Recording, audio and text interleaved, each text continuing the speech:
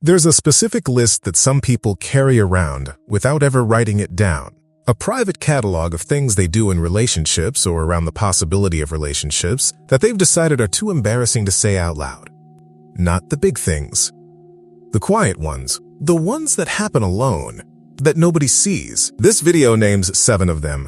Not to call anyone out, not to hand someone a checklist of their own dysfunction, but because shame lives in silence.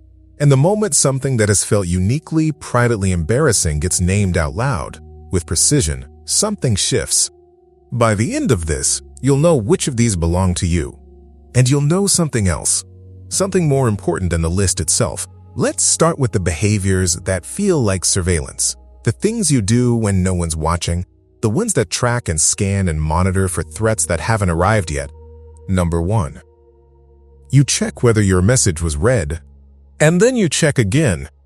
Not because you forgot you already checked, because something in the gap between delivered and read, and then between read and replied, has a texture to it that your nervous system cannot leave alone. Intellectually, that people have jobs and conversations and full lives that have nothing to do with how they feel about you.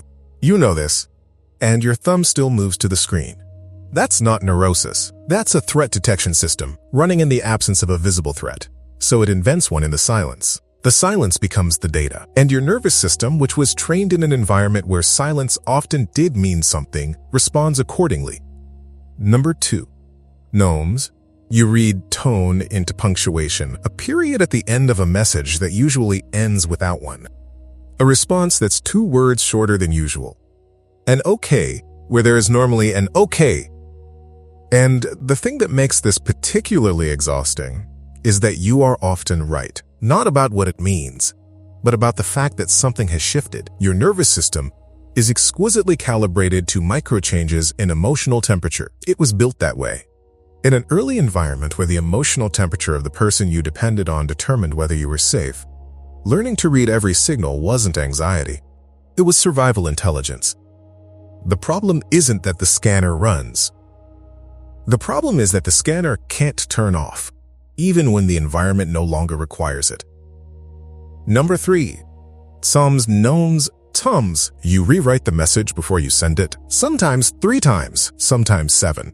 You're not editing for clarity. You're editing for safety, trying to find the exact arrangement of words that will land without triggering anything, without seeming too much, without seeming not enough, without revealing, in some way you can't quite name, how much this actually matters to you. And when you finally hit send on the version that felt closest to neutral, part of you already regrets it. Because neutral wasn't what you meant. It was what felt survivable. Now let's turn to something quieter. The ways you might make yourself disappear before anyone has asked you to.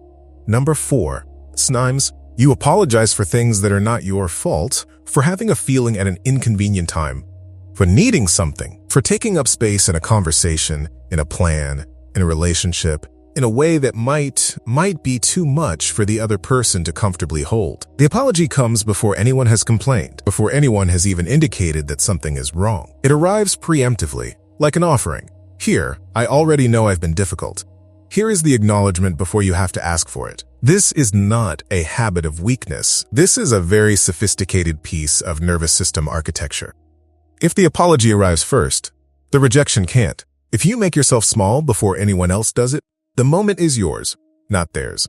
The nervous system learned that this was the safest move available, and it makes that move automatically before you've consciously registered what's happening. Number 5. You make yourself smaller than you are, not in the dramatic, obvious way. In the quiet way, you hold back the strong opinion. You soften the observation that might be too much. You don't tell the story that would make you the center of the room for 5 minutes, because 5 minutes of being the center of the room feels inexplicably, unreasonably dangerous. This one tends to be the most invisible because you've done it for so long and so smoothly that it no longer feels like suppression. It feels like personality. It feels like just who you are, a person who doesn't need to take up too much space.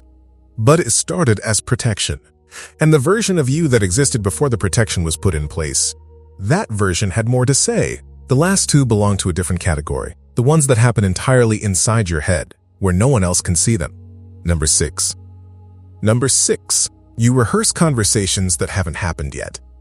and sometimes conversations that never will. You run the difficult talk in your head. The one where you say the true thing, where you hold the line, where you finally ask for what you need, and you rehearse it so completely that it starts to feel like it happened, and then it becomes easier not to have it. The rehearsal isn't avoidance. Exactly. It's preparation for a threat assessment that logic alone cannot resolve. Your nervous system needs to run the scenario, needs to feel what will happen, needs to prepare for the rupture before it can decide whether the actual conversation is survivable. And sometimes, in the rehearsal, it decides it isn't. So the conversation stays inside, where it's safe, and the thing that needed to be said accumulates quietly, steadily, alongside everything else that was too much to risk. Number 7. You audit the interaction after it's over, not immediately. But soon, you replay what you said and how it landed and the specific expression on their face at the moment you said the thing that might have been too much. You run it again. You look for the moment the temperature changed. You construct a case against yourself from evidence that is partial and filtered through a nervous system that is already primed for threat. And here is what needs to be said clearly about all 7 of these. Every single one of them makes sense, not as evidence of being too much or too broken or too far gone to function in a relationship, as evidence of a nervous system that learned very early in an environment it didn't choose that it had to manage all of this alone.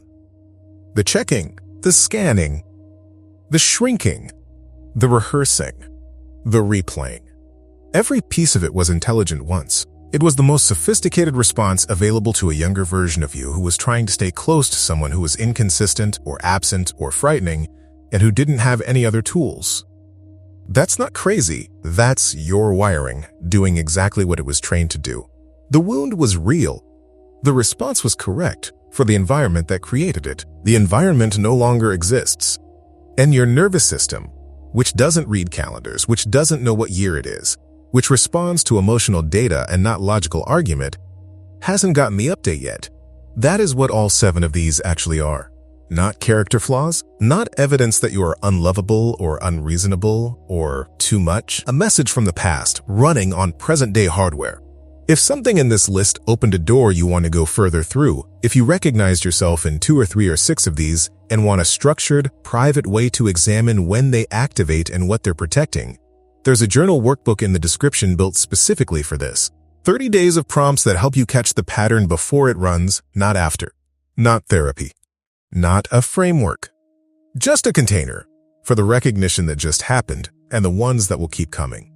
Link is in the description, so here's what connects all 7. They are not random. They are not a collection of unrelated quirks or bad habits or personality defects you were unfortunate enough to accumulate. They are one thing, expressed 7 different ways. They are a nervous system running a threat detection protocol that was installed in an environment where the people you depended on were unpredictable. When the attachment figure, the parent, the caregiver, whoever held that role, was inconsistent in their availability, the nervous system did what nervous systems do. It built a monitoring system. It started tracking every signal, every shift, every silence, every tone. It started preemptively managing, shrinking, apologizing, preparing before the rupture could arrive unannounced. It started rehearsing because the actual moment of confrontation felt too dangerous to enter unprepared. None of that is a character flaw. All of it is pattern. And the distinction matters, not because it removes responsibility for what comes next, but because shame is the thing that makes the pattern invisible. When you call these behaviors evidence of being broken, you stop being able to see them clearly. When you call them what they actually are, a nervous system doing its job, in a context where the job description no longer fits, you can begin to watch them. And watching is where everything starts. The next time one of these activates, and it will try this, don't try to stop it. Don't perform calm you don't feel. Just notice it, name it, even internally. That's the scanner running. That's the shrinking reflex. That's the rehearsal starting. The distance between being the pattern and watching the pattern even for 2 seconds is not nothing. It's not a cure, but it is the beginning of something that information alone has never been able to give you, because the pattern doesn't live in the part of your mind that understands it. It lives below the level of understanding. And watching it from inside your own body in real time is the first thing that reaches it there. If this opens something and you want a structured way to go deeper, the pattern journal in the description is where to go next. It was built for exactly this. The moment after recognition, when you want somewhere private to take it. Link in the description and in the pinned comment. Which of these 7 hit hardest for you? And what does it feel like in your body when it activates? Here's what to hold from this. You came to this video carrying a private list, things you do that you've been quietly calling evidence of something wrong with you. The checking. The reading tone into a period at the end of a sentence. The preemptive apology. The way you make yourself smaller before anyone has asked you to. The conversations you've had 100 times inside your head and almost never out loud. The audit that runs after every interaction, looking for the place you got it wrong. You've been carrying that list for a long time. And what this video asks you to consider is this. What if that list is not evidence of being broken? What if it's evidence of having been a child who needed something that wasn't reliably available, and who built, with whatever was at hand, the most intelligent system possible for surviving that? The system worked once.